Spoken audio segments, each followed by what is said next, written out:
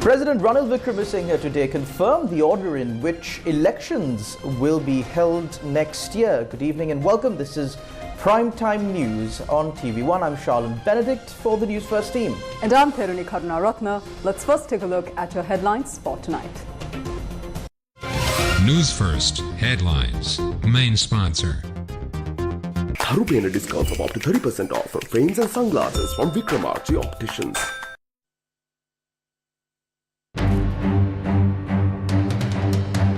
Typo in the newly gazetted Sri Lanka Electricity Bill, while concerns mount over the date of issue.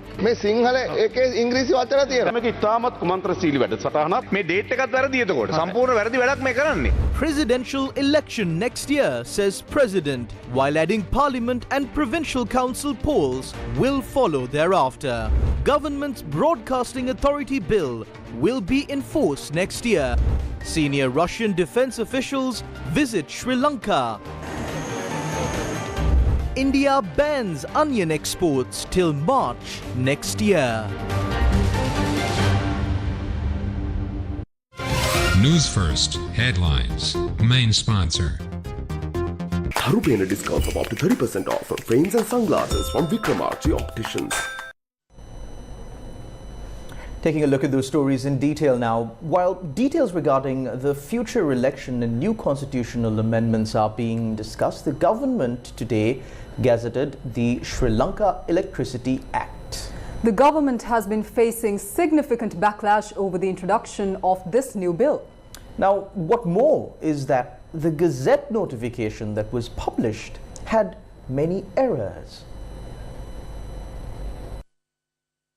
The Sri Lanka Electricity Act was drafted to bring about changes in the power sector of the country. The Act proposes for power generation, transmission, distribution, marketing, supply and procurement to be carried out by several companies established under the Companies Act. The Act also proposes for another entity to be established to regulate the power sector and to issue permits. There are three proposals in the Act that has given rise to much controversy among various stakeholders. The first is the proposed overall change in the entire power sector of this country. Is the government planning on breaking down the Ceylon Electricity Board and selling it off? The other issue raised by stakeholders is the fact that although the Gazette was issued this morning, it has been dated the 5th of December 2023. The time period during which this bill can be challenged before the Supreme Court has reduced. The third issue is the fact that there were so many errors in the Sinhala draft of the bill that was published in the Gazette. There is provision in the Act to state that if there is a discrepancy between the drafts of the three languages, the Sinhala Act will prevail above the rest.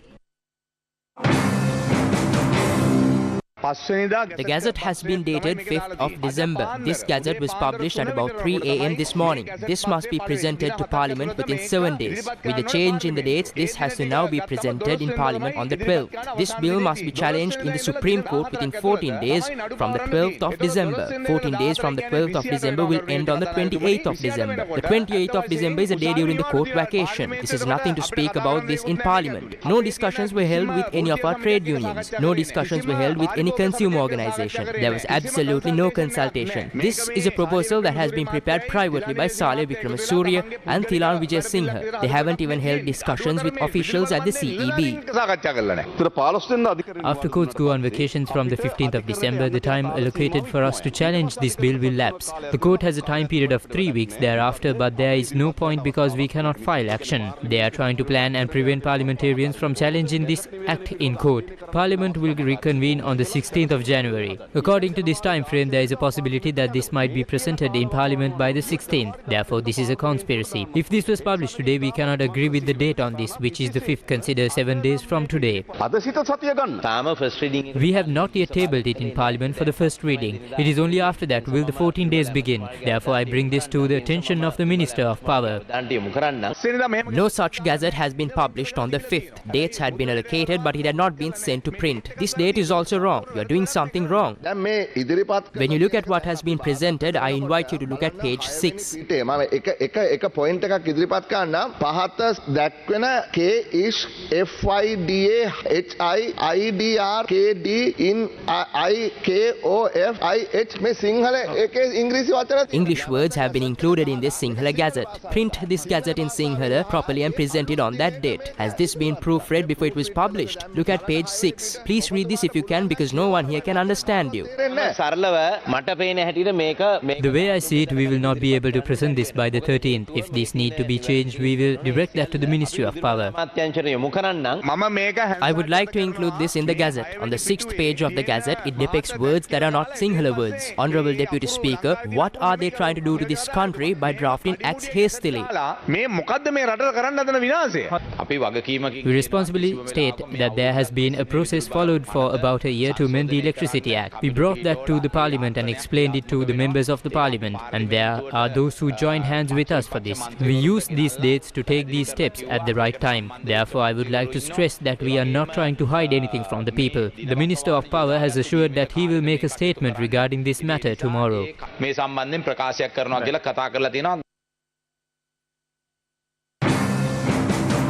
Who prepared this bill? This was discussed during the session of the Sectoral Oversight Committee on alleviating the impact of the economic crisis. The Additional Secretary to the Ministry is not aware of this act being gazetted, and if it was presented to the Cabinet, what is the status of this? The entire bill was drafted in secrecy. Everyone will bear witness to it. This will lead to many issues. This was created by a few, and why does it say that this was issued on the 5th? දැනුවත් කිරීම අමාත්‍යාංශයෙන් කළා තියෙනවද පනත පිළිබඳව? අපි officially ඉල්ලුවා පිටපතක් තාම ඒක දෙන්න බෑ කියලා තමයි තියෙන්නේ. තාම දෙන්න බෑ කියන ප්‍රතිචාර තමයි ලැබිලා තියෙන්නේ.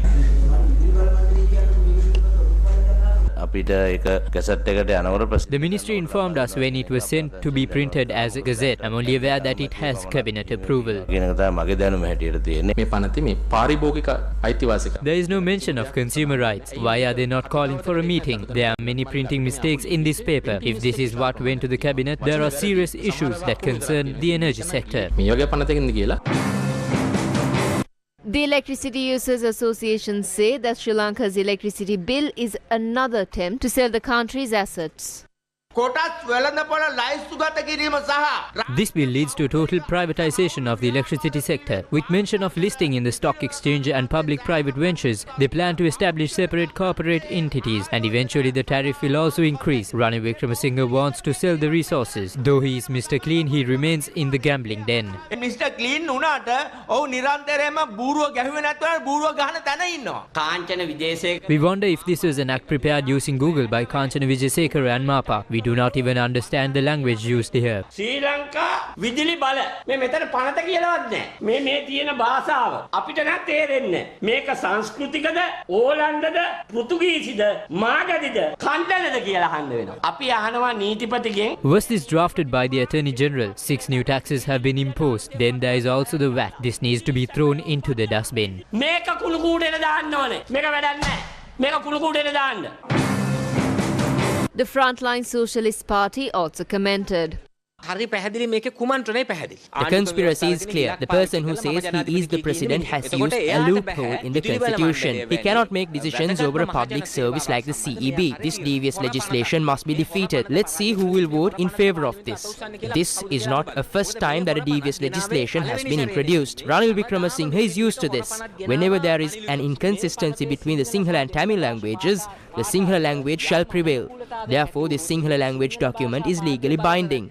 This has not even been subject to a proofreading. What is the word that they have used for decarbonization in Sri Lanka's electricity sector? Carbon හරණය සඳහා මේ වචනේ මොකද්ද? මේක සිංහල වචනයක් නෙමෙයි. පුයන්නක් තියෙනවා, K අකුරක් තියෙනවා, 4න් 3ක් තියෙනවා, නයන්නක් තියෙනවා. මේ මොකද්ද වැදිලා? අඩුම ගානේ ප්‍රූෆ් බලලා නැහැ. This has not been subject to any proofreading. They moved this in haste. Page 6 has even more issues with gibbering in English. I wonder if this is the first time in this country's history that such a thing has happened. The Tamil language document has not been made public. In 2002, Ranil Wickremesinghe tried to do something similar and learnt a lesson. In 2004, he was nowhere to be found. Thereafter, he managed to come back in 2015 by speaking of the Rajapaksa looting. But he was humiliated following the central bank bond scam.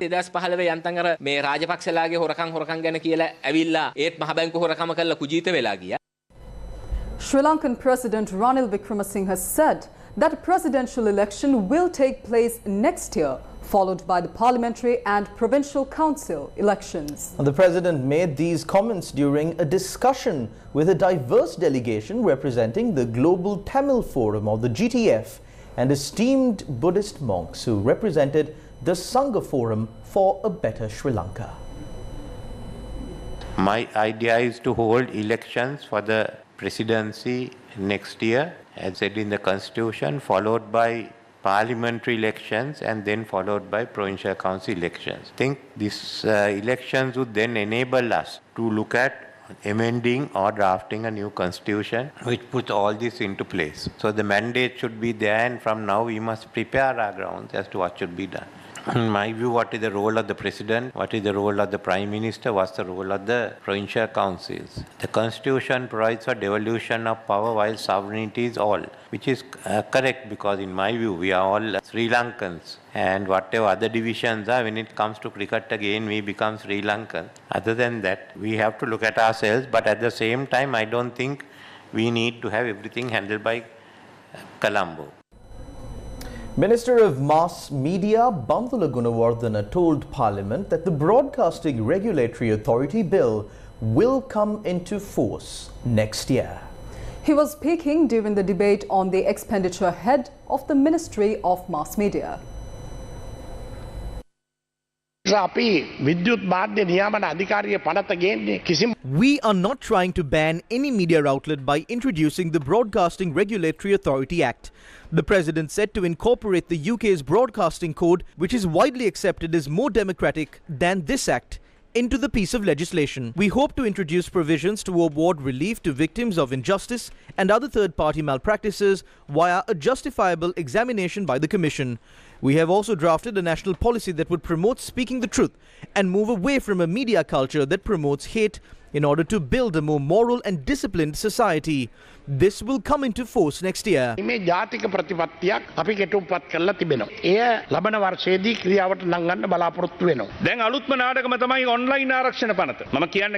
latest drama is the Online Safety Act.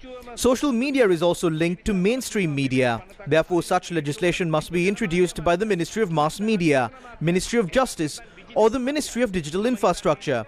Sri Lanka is the first country in the world where its ministry that supervises the police is introducing such an act. 50% of the Sri Lankan population exists on social media. We need to designate this as a special zone. When legislation in this area is being prepared, we need to understand that regulation alone is not what is required for the media and communication. It needs a more strong code of ethics. As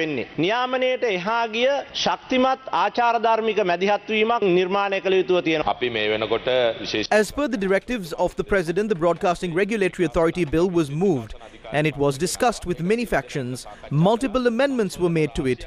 It was approved by the Cabinet in a very democratic manner. With the next Parliament session, we will be able to secure its passage, and that would solve the issues.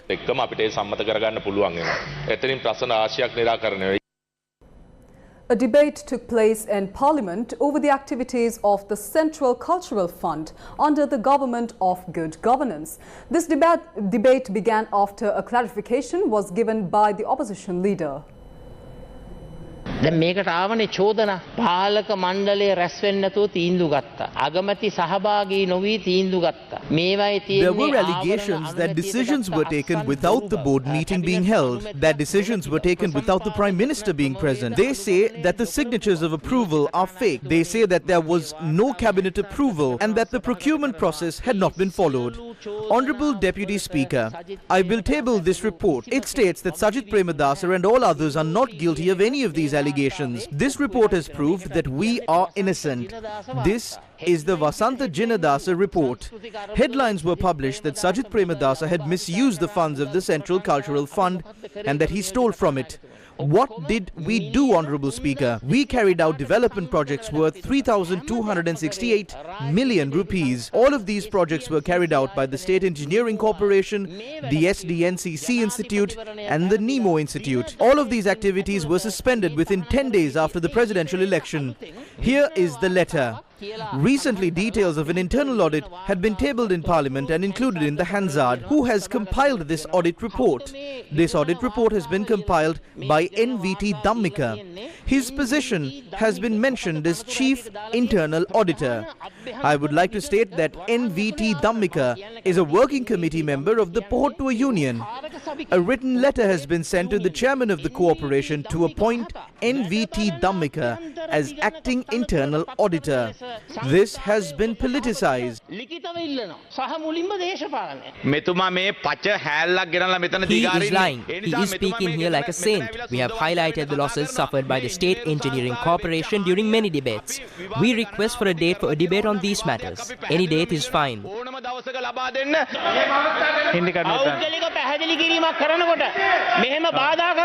මේක පාර්ලිමේන්තුව වගේ බූදලයක් නෙවෙයි. මේක කෙහෙල්වත්ත නෙවෙයි. අපිටත් කතා කරන්න අයිතියක් තියෙනවා මේකේ. මේක සිරිකොත නෙවෙයි. මේක මේ සජබ කාර්යාලය නෙවෙයි. කියන්න දෙන්නේ නැහැ පචපච ගන්නවා.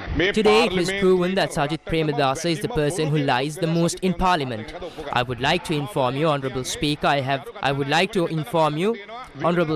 have here with me an audit report. This report has been compiled by the audit official at the ministry. This official is appointed by the Auditor General's department as a representative of the Auditor General. If that Auditor General is from the Pohottuwa, all audits are being done by the Pohottuwa.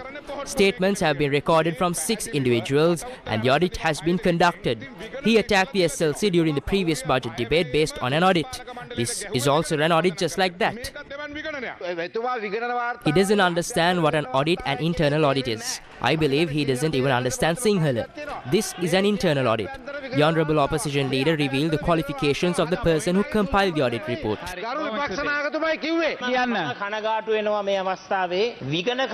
I am saddened by the fact that the Auditor General and the Auditor General's department was insulted. This acting internal auditor was not appointed by the Auditor General. He was appointed by the State Engineering Corporation. It was done based on the request of the SLPP trade union.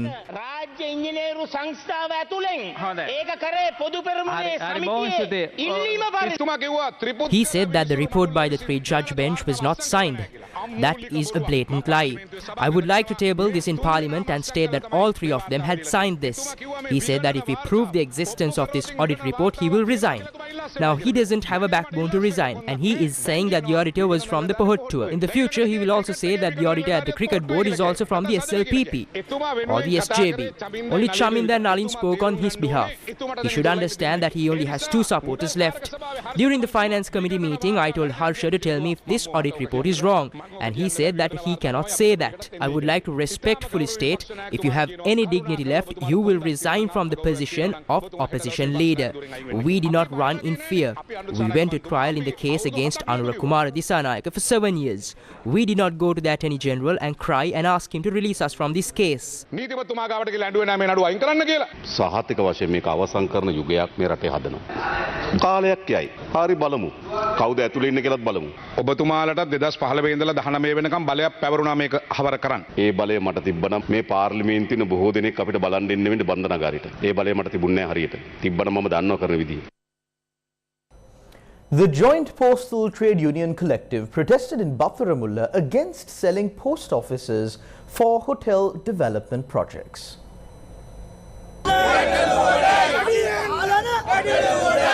The Joint Postal Trade Union Collective protested opposite Diathawiyana in Batharamulla. Water cannon trucks were already positioned at the site of the protest even before it commenced. The riot police were also stationed in the vicinity. The protesters voiced their opposition to the sale of the Nuwara Elia and Kandy post offices and also sought solutions to their salary issues.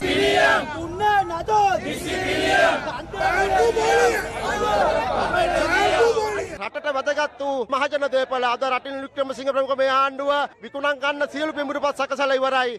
The Ranil Wickremesinghe-led government has drafted the plans to sell the valuable public property in this country to overseas firms at a very low price. We as the postal workers demand the public representatives to fulfill their duties to the people against the economic policies that are detrimental to this country. මේ ජනතා නියෝජිතයන්ගෙන් තැපැල් සේවකයන් නිසා අපි ඉල්ලනවා. රනිල් වික්‍රමසිංහගේ අම්මා අප්පගේ බූදල නෙවෙයි මේවා. This is not Ranil Wickremesinghe's ancestral property.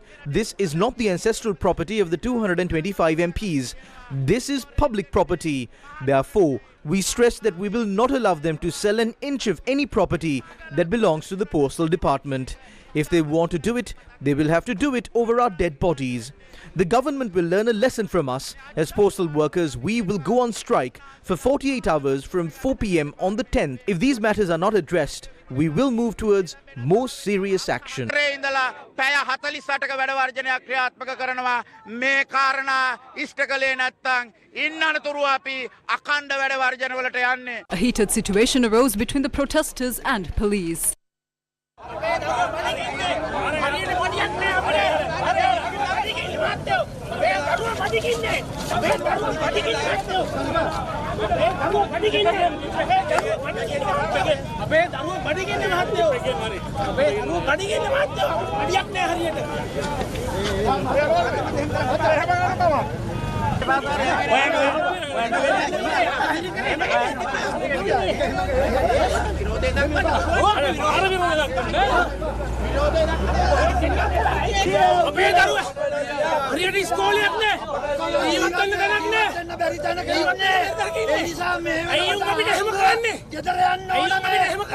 The group later dispersed. It is reported that the government is making attempts to sell off state farms. A group representing the All Ceylon Agrarian Federation visited the Nikavarattiya farm belonging to the National Livestock Development Board to make inquiries. The land area of this farm is 1,480 acres. The cabinet has granted approval for this farm and land to be sold to a company named Amul.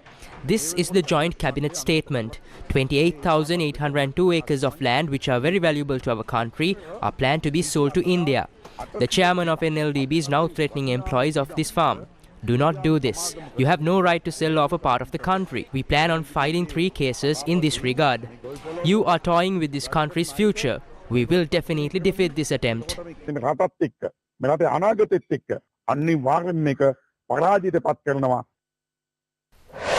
News First with the people.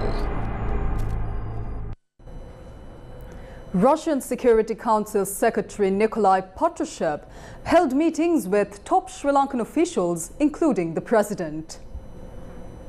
Russian Security Council Secretary Nikolai Patrushev held meetings with President Ranil Wickremesinghe and other senior government officials. The Russian embassy in Colombo posted that the visiting Security Council Secretary also met with General GDH Kamal Gunaratne, the Secretary of Defense. Russian media reported that Sri Lankan President Ranil Wickremesinghe received Russian Security Council Secretary Nikolai Patrushev during his visit to Colombo. According to the press service of the Russian Security Council, the meeting, quote-unquote, confirmed the commitment to further strengthen Russian-Sri Lankan relations in the economic and security spheres, as well as cooperation between the two countries on international agenda issues. The Russian Security Council press service added that the comprehensive discussion on enhancing bilateral cooperation in various fields will contribute to the sustainable development of the two countries and strengthen their security. Russian Security Council Secretary Nikolai Patrushev has arrived in Sri Lanka on a working visit. Recently, Ports and Aviation Secretary KDS Ruwan Chandra said that Sri Lanka has decided to hand over the operations of the Mattala International Airport to a private Russian-Indian joint venture. The Asian Development Bank approved a $200 million concessional loan for Sri Lanka. The Asian Development Bank approved a $200 million concessional loan to the government of Sri Lanka to help stabilize the country's finance sector following the sovereign debt and economic crises that started in April 2022 when it suspended its external debt payments. The Financial Sector Stability and Reforms Program comprises 2 sub-programs of $200 million each. Sub-program 1 targets short-term stabilization and crisis management measures that were implemented in 2023, while sub-program 2 is planned to be implemented in 2024 and focuses on structural reforms and long-term actions to restore growth in the banking sector. The program will help strengthen the stability and governance of the country's banking sector, improve the banking sector's asset quality, and deepen sustainable and inclusive finance, particularly for women-led micro, small and medium-sized enterprises. According to the International Monetary Fund's latest review, Sri Lanka's economy is showing tentative signs of stabilization, although a full economic recovery is not yet assured. The program is a follow-on assistance from ADB's crisis response under the special policy-based loan that was approved for Sri Lanka in May 2023. Foreign Minister, President's Counsel Ali Sabri, speaking to reporters, commented on the debt management process that will be followed after the IMF releases the second tranche of the extended program. Moving to reconstructuring sends a message to the world that the revenue we generated will be sufficient to service our debt. That means the repayment can be delayed or the interest can be reduced. We also have private sector debt as well. There will be no reduction in bilateral debt, however the debt will be reprofiled. Thereafter we would expect some reduction from the bondholders. The ₹1 bond is currently trading for 45 cents. We hope for 3 things from them. First is the haircut. Second is the change in tenure. The third is the reduction in interest. The government will likely receive an advantage of $17 billion following this process. Yet our assurance on sovereign debt will not be accepted. It needs to come from the IMF. Then we are out of bankruptcy. That is when those who are serious will come to do business with us.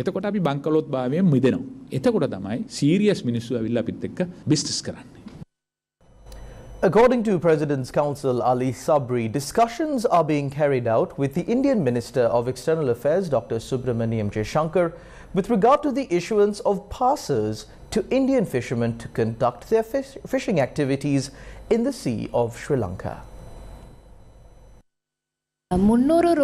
You said that it would be difficult to stop 300 trawler boats if they were to arrive in the Sea of Sri Lanka. If so, would there be a mechanism to stop them? That is why we have said that this issue is still under discussion and we hope to find a pragmatic solution. These bottom trawlers are banned in India as well as in Sri Lanka. That is why we should come to an amicable solution in this regard. We cannot stop them by force as we do not have the necessary resources. That is why we are only able to apprehend a few fishermen during the day. Therefore, we should hold these discussions and amicably come to a reasonable solution for both sides.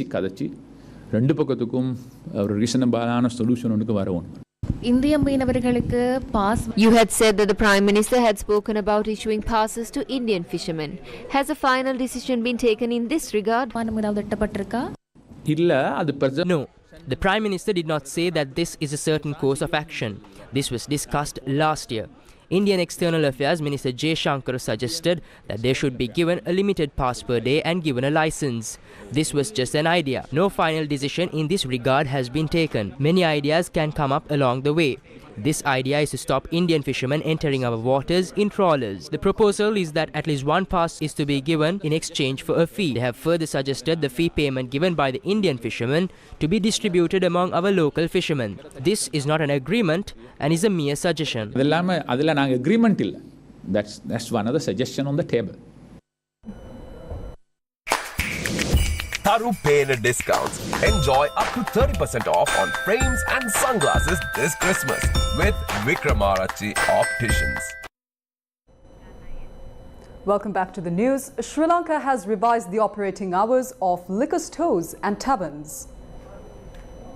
The Sri Lankan government has reached a decision to revise the operating hours of liquor stores and taverns. President Ranil Wickremesinghe, as the Minister of Finance, Economic Stabilisation and National Policies, had granted permission for the revision as per the powers vested by the Excise Ordinance. Premises with licence to sell foreign liquor for retail price can operate from 8 a.m. to 10 p.m. Hotels can sell liquor from 10 a.m. to midnight and all the way to 2 a.m. based on their licences. Foreign liquor stores can only remain open from 10 a.m. to 9 p.m. Sri Lanka's temple-to-temple diplomacy program was highlighted during an event in Colombo. The Temple to Temple Diplomacy Program was initiated by the Ministry of Foreign Affairs together with Sri Lanka's mission of ASEAN countries and South Korea, as well as the Department of Buddhist Affairs, in order to connect temples and religious communities across Sri Lanka and ASEAN countries to promote mutual understanding and cultural economic changes. The media conference with the Vietnamese delegation was held at the Ministry of Foreign Affairs in the presence of Secretary of the All Island Buddha Sasana Council, Venerable Mugunwala Anuradha Thero, and the head of Kwangsa Pagoda and other key figures.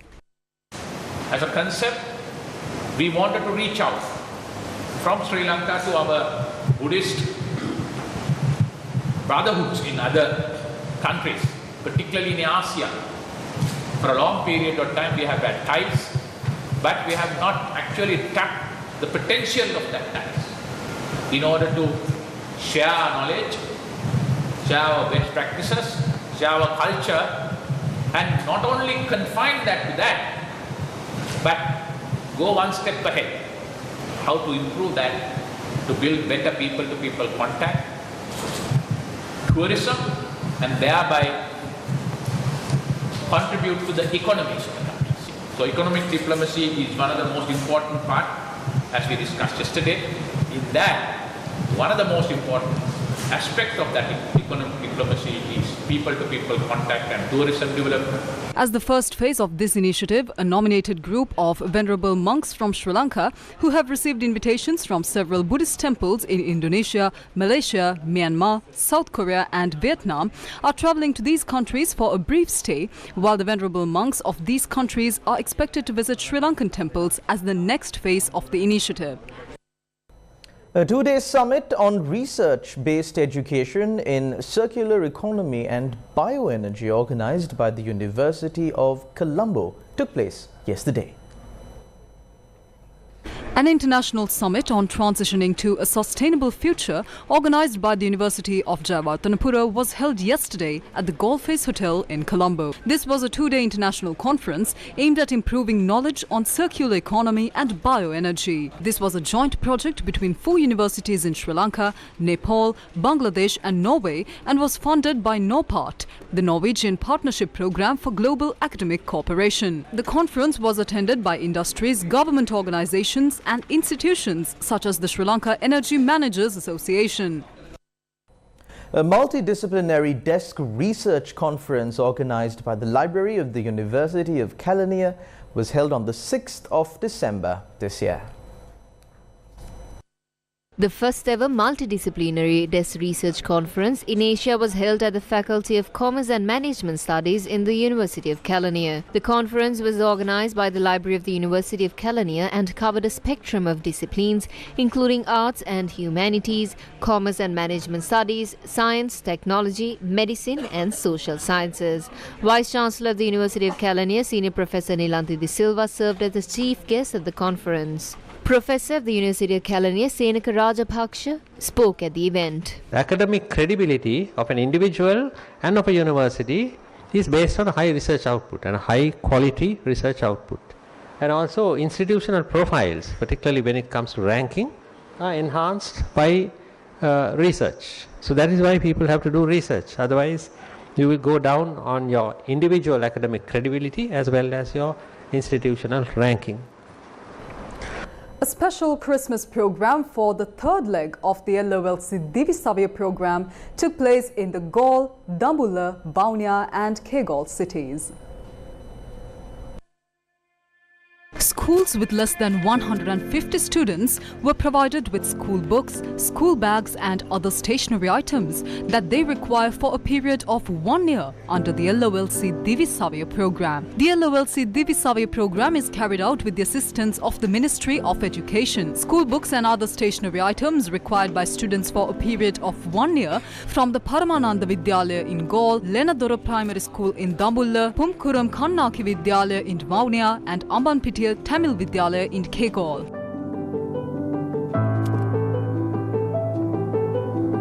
The LOLC Divisavya program will continue to build a brighter future for the Sri Lankan student population. In a move to curb inflation ahead of the 2024 Lok Sabha election, the Indian government has banned the exports of onions until March 2024.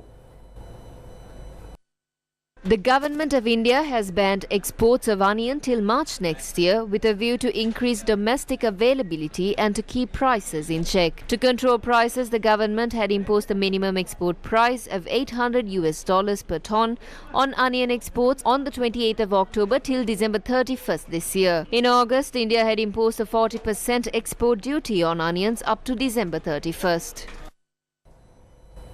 Shipping companies are opening up their pocketbooks in desperate attempts to get their cargo through the Panama Canal in a timely manner as the canal faces an unprecedented drought, causing its lowest water levels since the mid-1900s. The problems at the Panama Canal, an engineering marvel that opened in 1914 and handles an estimated 5% of seaborne trade, is the latest example of how crucial parts of global supply chains can suddenly seize up. The result has been a severe reduction in the canal's transit capacity and a line that is now dozens of ships long, waiting to get through. Nearly 80 ships aiming to pass through the canal connecting the Pacific and Atlantic Oceans are instead dealing with significant delays and losses of businesses, affecting the trade of energy, consumer goods and food. It takes about 8 to 10 hours to transit the 50-mile-long canal, compared to several weeks to travel around South America's Cape Horn. But now ships are waiting about 1 to 2 weeks in line, depending on which way they're headed. Some companies have decided that they cannot afford the wait and will now pay exorbitant amounts to bypass the queue, creating competition among vessels. Numerous reports have been of firms paying as much as $4 million to move to the front of the line, thus bypassing the wait times. According to foreign media, 38 ships pass through the route each day, but now just 24 are allowed through each day, and numbers are expected to fall to 16. Experts fear the global supply congestion could also impact food and energy prices, since grains and fuels are also being held up.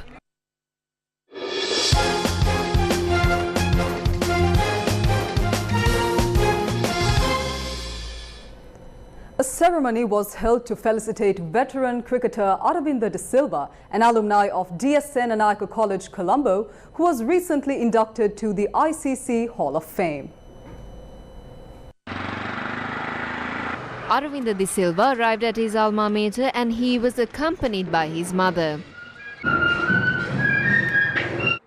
Aravinda D Silva offered floral tribute to the statue of the founding principal of the school, R.T.I. Alice. This felicitation ceremony was attended by the principal of DS Senanayake Vidyalaya, Sampath Werugoda, Minister of Public Security Tiran Alice, State Minister Shanta Bandara, along with teachers, students and alumni of DS Senanayake College. If there was a legendary cricketer born on Sri Lankan soil, if there was a professional cricketer represent Sri Lankan cricket in the international arena, that is Aravinda D Silva. There were no professional Sri Lankan players in county cricket in England. Aravinda D Silva is the one that paved the way for other sportsmen. At this event, a commemorative stamp and first day cover were released in honor of Aravinda D Silva. I would like to wish the future generation and these Maldives all the very best and keep this Sri Lanka flag flying, because through sport sometimes you learn much more than what you learn in a classroom, and that will help us to develop and build leaders for this country, institutions and the world. Aravinda D Silva made a donation to DS Senanayake College. Students and past pupils of DS Senanayake College presented Aravinda D Silva with tokens of appreciation. Today was day 2 of the International Taekwondo Championship Colombo 2023. The International Taekwondo Championship Colombo 2023 is organized by the Sri Lanka Taekwondo Federation and it is taking place at the Sugatadasa Indoor Stadium. Recently, the GCS International Open Taekwondo Championship took place. The Asia International Open Taekwondo Championship got underway yesterday and today saw the participation of 2,300 players. The GCS International Conference also took place today. The first South Asian Open Taekwondo Championship will take place on 11th and 12th of December. Joy to the World 2023. A musical recollection took place yesterday at the Muses College Auditorium. Joy to the World 2023, a musical recollection organised and presented by the Archdiocese of Colombo and the St. Joseph Vase Trust, took place in Colombo. Many choirs and individual artists performed at this programme.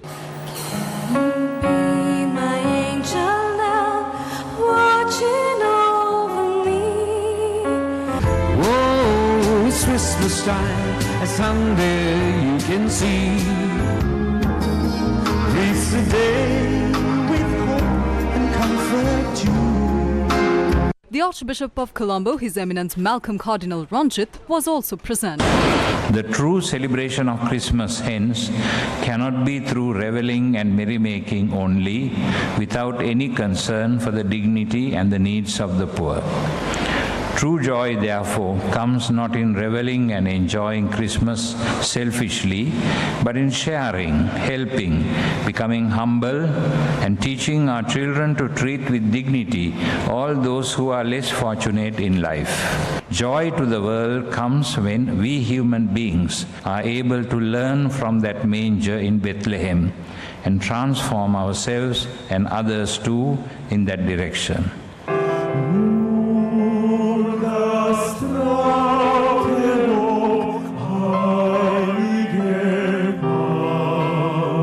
TV1 and Sirasa TV were the exclusive electronic media partners of this event.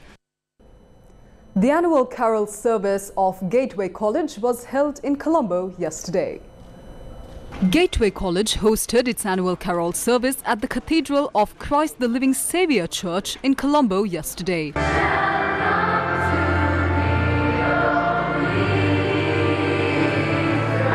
Attendees were treated to a night filled with joyous melodies and heartfelt performances.